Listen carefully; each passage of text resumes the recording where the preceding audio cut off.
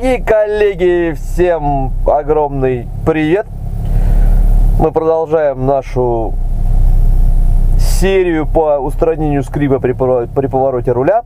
Итак, собственно говоря, как уже многие знают из инстаграма из инстаграма Premium Cast, я забрал свой Cruze. Соответственно, он у меня с тюнинной оптикой, которая вот так горит. Опа, да, нехило. Ну вот, но суть не в этом, фары я вам пока показывать не буду полностью, потому что мы сейчас снимаем продолжение серии по устранению скрипа при повороте руля. Итак, машина стояла целый день, соответственно, после вот этого момента у нас всегда начинался скрип. И сейчас можем повернуть руль и, собственно говоря, сейчас выключить печку даже. И послушать вот сейчас с вами, есть ли скрип, как говорится, да, собственно говоря, получилось ли плюс 6 тысяч в копилку моего бюджета или минус 6 тысяч в копилку моего бюджета. Ну-ка, ну что скажете, как думаете, да, плюс 6 тысяч, минус 6 тысяч, или попал Шадрини, но вроде не должен был попасть, но посмотрим, ну-ка.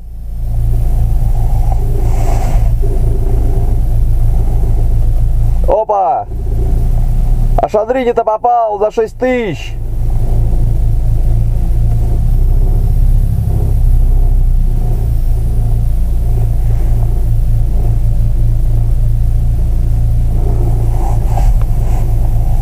Шадрини попал на 6 тысяч, потому что это поворотный подшипник. Вот так вот, друзья. Шадрини попал на 6 тысяч. Слышите, вот это место. Вот еще раз.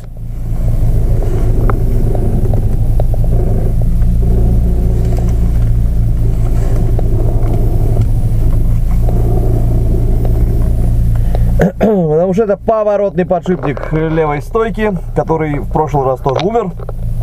Зараза. Но это он. Минус 6 тысяч бюджета, минус 6. Интернет-диагностика вот так вот. Да. Как вы уже поняли, это не рычаг. Это что-то другое, потому что звук остался.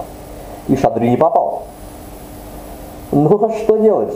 Шадрини ищет выход из любой ситуации. И сегодня мы обратимся опять в СВ, чтобы послушать опорные подшипники. И мне кажется, что один из них, точнее левый верхний, ну левый подшипник опорный, он соответственно издает этот звук. Потому что он забился грязью, и, видимо, эта грязь, издает вот этот вот звук, причем только на морозе, так как смазка загустевает, и ее там, видимо, совсем нет. А что будем делать? Что будем делать? Будем делать разбор смазки подшипника, надеюсь, он поможет. Ну, если это, конечно, он. Так что теперь едем в сервис и дело за мастерами.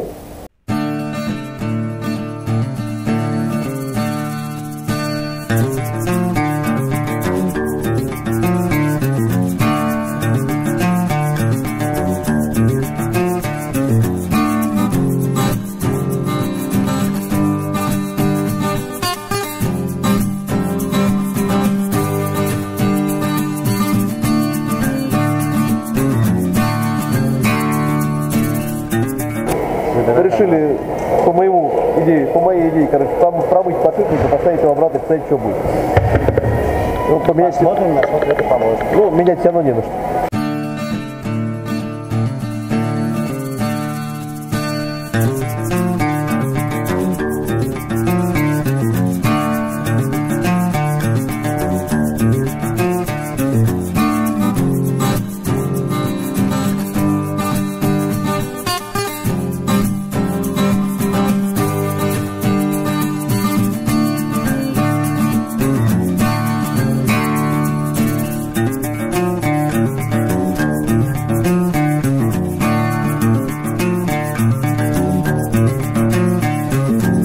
Скажи пару слов по поводу того, что ты делаешь. Ой, пытаемся возродить опорный подшипник на видео с маской, чтобы он начал работать как новый. Гарантии, что это будет как никаких, но попытка есть попытка. Не, ну это клиент, балбес, да? Ну, не будем говорить про балбес клиента. Клиент у нас не балбес, а экспериментатор. Просто почему бы и не экономит на своей тачке, да? Почему бы и не негодяй просто вообще. Да нет, все в порядке. смотрите. Типа все живые даже. Сепараторное кольцо. Тут даже тоже целое. Подшипник опорный набивается грязь. Это уже за время службы автомобиля моего, это уже второй подшипник, который помер. Но вот мы сейчас первый меняли вместе, а второй я все-таки решил экспериментировать, немножко сэкономить и разобрать. На самом деле без проблем поменяю на новый, если что. Но вот вопрос в том, что пока хочется сделать именно так, чтобы, во-первых, просто ехать не на чем за частями. Никто не планировал, что они нужны будут, да, и так далее. Поэтому так. Ну ладно, сейчас, короче, Димон поломает, и тогда мы продолжим.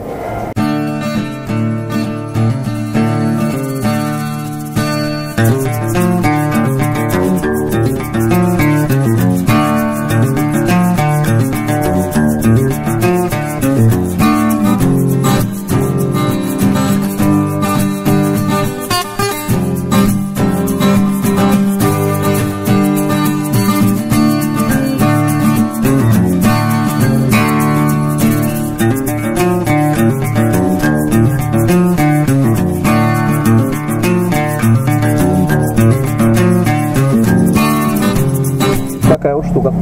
Ну что, собственно говоря, осталось нам дождаться утра, протестить это еще раз. И я думаю, все будет огонь. Итак, друзья, что мы сделали? Мы, собственно говоря, разобрали стойку. Мы сняли амортизатор, разобрали стойку, сняли подшипник опоры. Он в изначальности он не предназначается для разбора, да? Но разобрать его можно. Соответственно, потом мы все промыли, набили пластмасски и запихали обратно.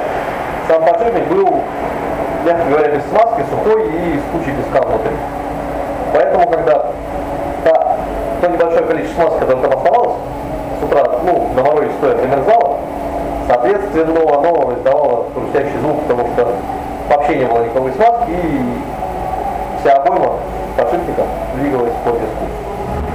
Когда чуть разогревалась после поворотов, становилось все меньше. Почему в тепле не было? Потому что в тепле смазка, хоть остатки смазки, хоть и их мало, они все равно оставались и чуть-чуть смягчали. Но при этом стетоскопом, вы видели, да, в видео, прикладывая стойки, очень хорошо было слышно вот этот вот шорох, который раздавался по шипу. Реанимировать его, в принципе, реально.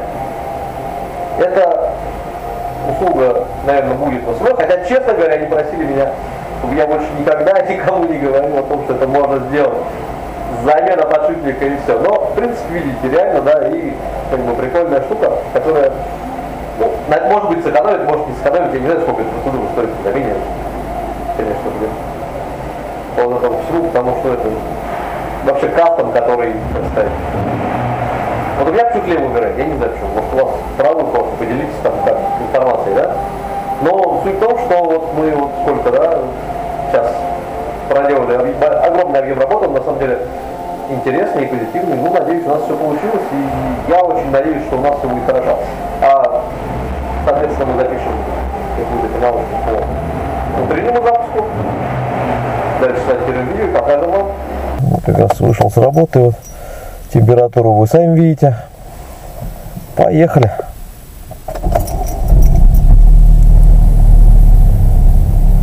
Ура, мы завелись. Это круто. Так, ну что, пока холодная машина, слушаем, да, печку выключаем. Слушаем, да.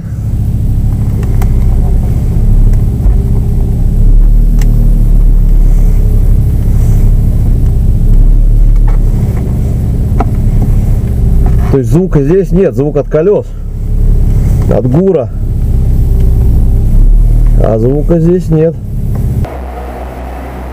Друзья, всем спасибо, коллеги, чтобы ваши грузы не ломались. Максимум Шадрини, специально для вас. Пока-пока-пока. И, кстати, при поддержке Motor Sport, спасибо им огромное, потому что они сегодня сделали